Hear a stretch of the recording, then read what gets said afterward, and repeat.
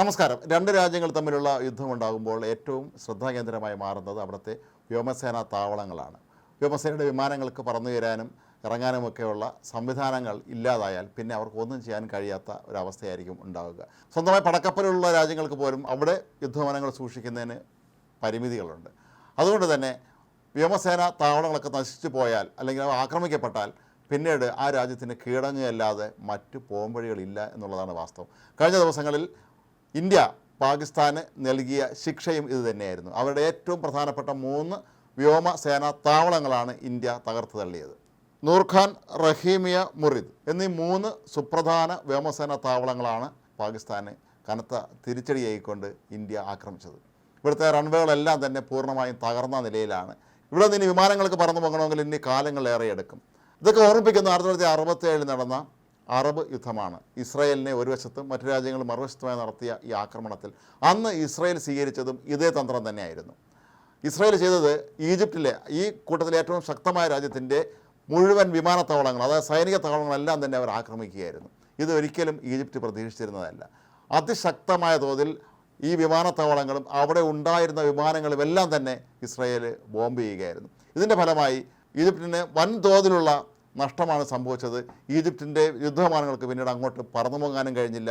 അവയെല്ലാം തന്നെ അവിടെ കുടുങ്ങുകയും അവിടുത്തെ വിമാനത്താവളങ്ങളുടെ റൺവേകളെല്ലാം തന്നെ പൂർണ്ണമായും തകർന്ന അവസ്ഥയിലും എത്തിയിരുന്നു. അതുകൊണ്ട് തന്നെയാണ് അവർക്ക് പിന്നീട് അങ്ങോട്ട് ആ യുദ്ധത്തിൽ ഒന്നും ചെയ്യാൻ കഴിയാത്തതും ഇസ്രായേലിനെ ശക്തമായ തോതിലുള്ള ആധിപത്യം നേടാൻ കഴിഞ്ഞത്. ഒരുപക്ഷെ ഇന്ത്യയും ഇസ്രായേലിൻ്റെയും മാതൃക തന്നെ ആയിരിക്കുമോ പിന്തുടർന്നത് എന്ന് നമ്മൾ സ്വാഭാവികമായും ചിന്തിക്കേണ്ടി വരും. കാരണം ഇസ്രായേൽ എല്ലാ കാര്യത്തിനും ഇന്ത്യക്ക് നല്ല ഒരു പ്രതിരോധ പങ്കാളിയായി വർഷങ്ങളായി പ്രവർത്തിച്ചുകൊണ്ടിരിക്കുന്ന ഒരു രാജ്യം തന്നെയാണ്.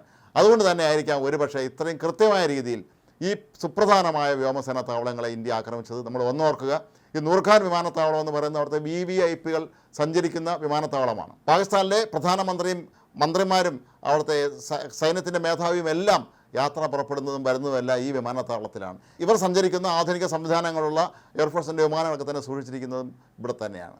ഇത് തലസ്ഥാനമായ ഇസ്ലാമാബാദിൽ നിന്ന് അല്പം അകലെ റാവൽപിണ്ടിയിലുള്ള അവരുടെ സൈനിക താവളത്തിൻ്റെ അടുത്താണ് വിമാനത്താവളം സ്ഥിതി ചെയ്യുന്നത്. അവിടെ വരെ ഇന്ത്യക്ക് ശക്തമായ തോതിൽ ആക്രമിക്കാൻ കഴിഞ്ഞത് വലിയൊരു നേട്ടമായി തന്നെ കരുതേണ്ടി വരും. കൂടാതെ അവരുടെ മറ്റ് സംവിധാനങ്ങൾ ഒരുക്കിയിട്ടുള്ള, അതായത് ഡ്രോണുകൾ ഉൾപ്പെടെ സൂക്ഷിച്ചിട്ടുള്ള വിമാനത്താവളങ്ങളാണ് ഈ മുറിദും റഹീമിയയൊക്കെ തന്നെ. അവിടെ എല്ലാം തന്നെ അതിശക്തമായ തോതിൽ ഇന്ത്യക്ക് ആക്രമണം നടത്താനും ആ വിമാനത്താവളങ്ങളുടെ പ്രവർത്തന ശേഷി ഇല്ലാതാക്കാൻ കഴിഞ്ഞു എന്നുള്ളതാണ് നമ്മുടെ ഉണ്ടായ ഏറ്റവും വലിയ നേട്ടം.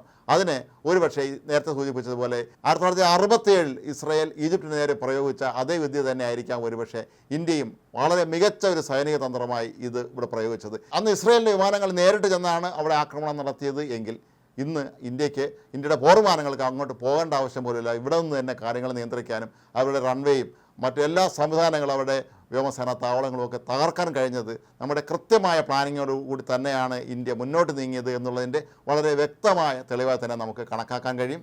അന്ന് മുതൽ ഇന്ന് വരെ ഇസ്രായേൽ എങ്ങനെ ലോകത്തെ വലിയൊരു പ്രതിരോധ ശക്തിയായി തുടരുന്നു എന്നുള്ളതിൻ്റെ ഏറ്റവും മികച്ച ഉദാഹരണങ്ങളൊന്നായിരുന്നു 67 ഈ 6ാം അറബ് യുദ്ധത്തിലെ ഇസ്രായേലിൻ്റെ ഈ ഒരു മികച്ച പെർഫോമൻസ് എന്ന് നമ്മൾ കണക്കാക്കേണ്ടി വരും. ഒരുപക്ഷെ ഇതേ പാതയിൽ തന്നെ ആയിരിക്കാം നമ്മളും മുന്നോട്ട് പോവുകയും അവരുടെ പാകിസ്ഥാൻ്റെ പ്രധാനപ്പെട്ട എല്ലാ വ്യോമസേനാ താവളങ്ങളും തകർക്കാനും നമുക്ക് കഴിഞ്ഞത്. അതുകൊണ്ട് തന്നെയാണ് പാകിസ്ഥാൻ പിന്നീട് നിശ്ചലമായി പോവുകയും അടിയന്തരമായി അമേരിക്കയുടെ കാല് പിടിച്ച് എങ്ങനെയെങ്കിലും ഞങ്ങൾ ഇന്ന് രക്ഷിച്ചു തരണം എന്നാവശ്യപ്പെട്ട് യുദ്ധത്തിൽ നിന്ന് ബുദ്ധിപൂർവ്വം തടിയൂരിയത്. 1967 ഇസ്രായേൽ ഈജിപ്തിൻ്റെ ഇത്രയും വിമാനത്താവളങ്ങളൊക്കെ തകർത്തു എന്ന് പറഞ്ഞപ്പോൾ ആദ്യം ഇത് പലരും പെരുപ്പിച്ച കഥകളാണ് എന്നാണ് അന്ന് വിശ്വസിച്ചിരുന്നത്. എന്നാൽ പിന്നീട് വാസ്തവം തന്നെ പുറത്തു വന്നു. ഈജിപ്തിനെ നിൽക്കക്കള്ളിയിലത്തെ അവസ്ഥയിലേക്ക് കൊണ്ടുചെന്നെത്തിക്കാൻ ഇസ്രായേലിന് കഴിഞ്ഞത് അവരുടെ ഈ ഒരു ബുദ്ധിപൂർവമായ നീക്കത്തിലൂടെ തന്നെയായിരുന്നു. ഏതായാലും ഇന്ത്യയും ഇന്ന് ലോകത്തെ ഏറ്റവും വലിയ പ്രതിരോധ ശക്തിയുള്ള ഒന്നാണ്. നമ്മുടെ വളരെ തന്ത്രപൂർവമായ വളരെ ബുദ്ധിപൂർവമായി നടത്തിയ നീക്കത്തിലൂടെ തന്നെയാണ് പാകിസ്ഥാനെ മണിക്കൂറുകൾ കൊണ്ട് നമുക്ക് കീഴടക്കാൻ കഴിഞ്ഞത്. പാകിസ്ഥാൻ ശരിക്കും അക്ഷരാർത്ഥത്തിൽ തോറ്റോടുക തന്നെയായിരുന്നു എന്നുള്ള കാര്യത്തിലൊന്നും യാതൊരു തർക്കവുമില്ല.